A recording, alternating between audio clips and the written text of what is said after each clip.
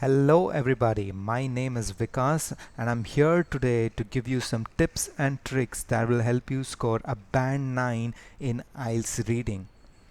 Now clearly guys, IELTS reading section is one of the easiest modules of your IELTS test in general.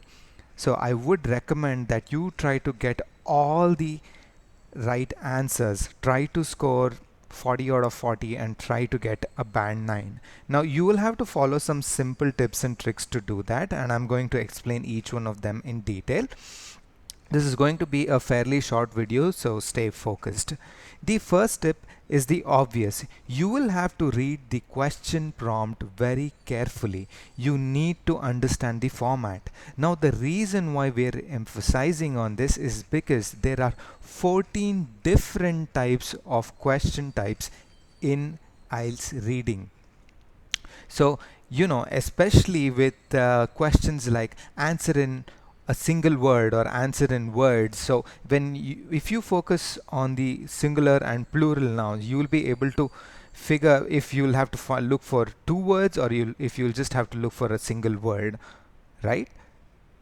Yeah.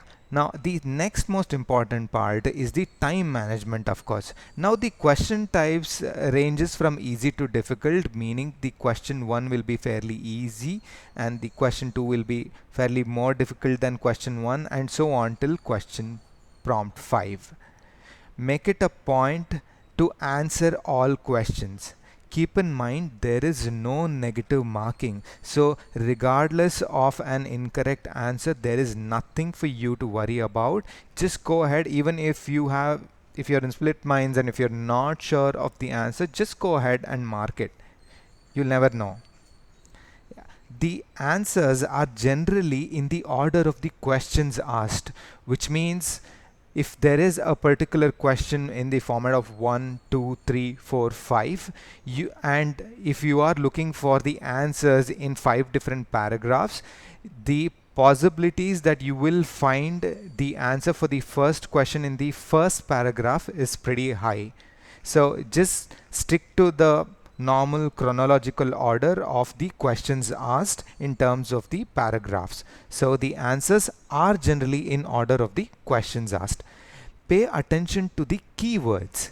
Now, if you want to mark keywords, there's this really easy method where you could use your mouse and just right click on the word.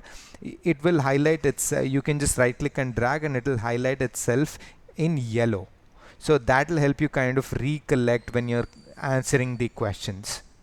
Now, the other reason why you will have to pay attention to the keywords is because of the synonyms and paraphrases that will be given in the questions and answers. And another thing is, please don't overthink or overanalyze. These are pretty much straightforward questions and answers. All they're trying to understand is if the student or if the person who's giving the exam is able to read and answer questions, right? This is not really an IQ test. This is simply a reading test. So don't overthink and overanalyze it. Just even if you're confused about a particular answer, just go ahead and mark it to the closest one that you think it is. And one other simple technique that I found useful is I would read the question prompt. I mean, just read the question prompt as to what they're expecting, if it is matching it to titles, or if it is true or false or not given, and then start reading the particular question, find the corresponding answer, and then move on to the next subsection of the question. So this makes it much more easier. So because you don't have to read the entire paragraph and then kind of start looking into the answers again. So just kind of simultaneously find the corresponding keywords and then go ahead and answer. Another aspect of time management in here is that don't spend more than 20 minutes on your question 1 and question 2, and spend about 30 minutes on question 3, question 4 and question 5. Spend at least 5 to 10 minutes to review your answers. There is a good possibility that you could have something wrong, but my strong recommendation is that you spend at least 5 minutes for review.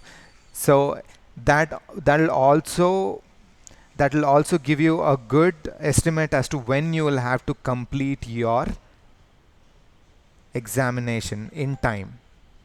Another aspect that I told you earlier is that you could use the highlight feature. You could just right click and drag, and then you'll be able to mark the keywords. The most important tip, of course, is to practice, practice, and practice.